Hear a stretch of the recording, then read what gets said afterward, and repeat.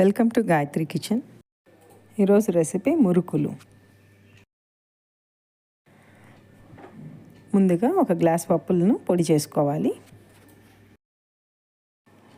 పప్పులను పొడి చేసుకున్నాక నూక లేకుండా జల్లించుకోవాలి. వీడియో నచ్చినట్లయితే లైక్ చేసి షేర్ చేసి సబ్స్క్రైబ్ చేసుకోండి.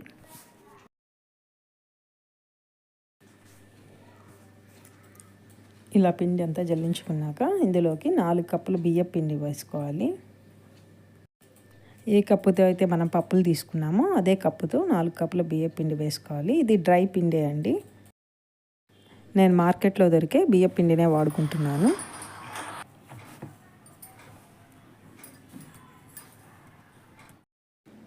ఇందులోకి ఉప్పు, కారం పొడి, వాము వేసుకోవాలి. వాము కొంచెం మనం నలిపి వేసుకుంటే వాసన బాగా ఉంటుంది.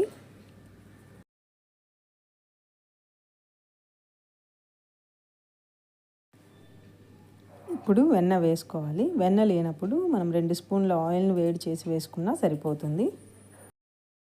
అన్నీ బాగా కలుపుకొని వేడి నీళ్ళు కొద్ది కొద్దిగా వేసుకొని పిండిని ముద్దగా కలుపుకోవాలి.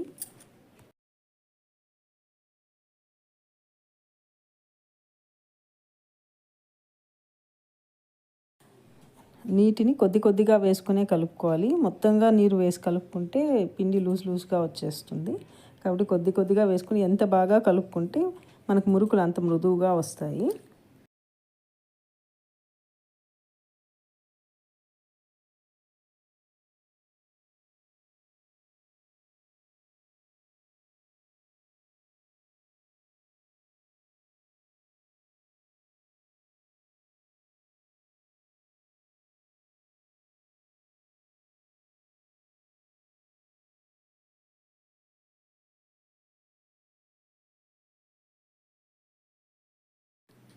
ఇలా పిండిని మెత్తగా కలుపుకోవాలి.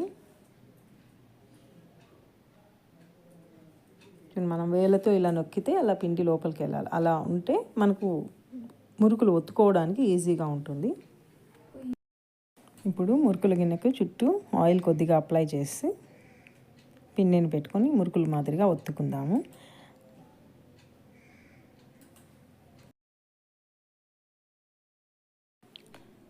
ఇలా ఒక జల్లి గరిటెను రివర్స్లో తిప్పుకొని దాని మీద మురుకులు మాదిరిగా ఒత్తుకొని నూనెలో వేసుకొని కాంచుకోవాలి.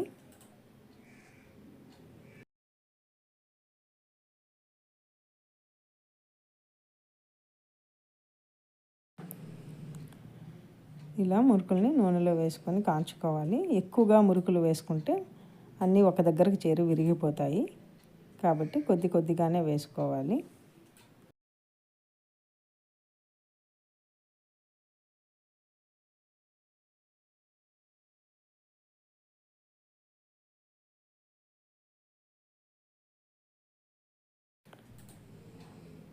వెంటనే మురుకుల్ని తిప్పకూడదు.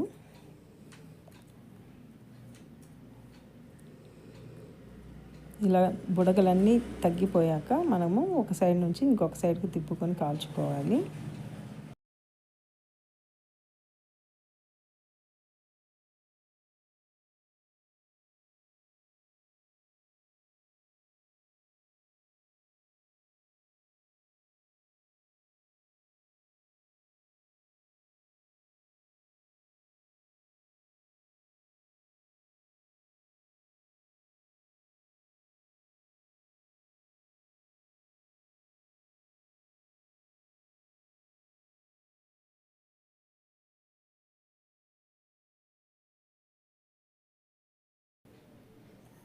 ఇలా బుడగలన్నీ తగ్గిపోతాయండి. అప్పుడు మనకు మురుకులు బాగా కాగినాయని అర్థము.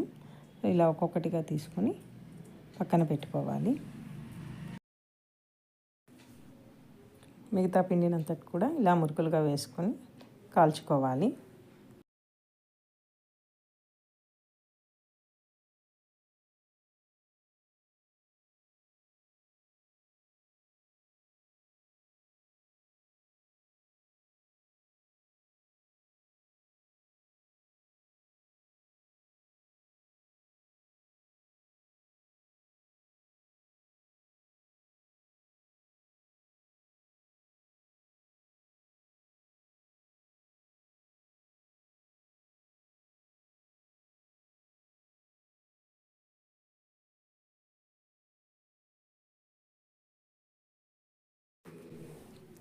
చూడండి, ఒక మురుకు తీసుకొని మీకు ఎంత మృదువుగా ఉందో చూపిస్తాను. అలా ప్రెస్ చేస్తే అలా కట్ అయిపోతాయి అన్నమాట. అంత మృదువుగా మెత్తగా తినడానికి చాలా రుచికరంగా ఉంటాయి ఈ మురుకులు.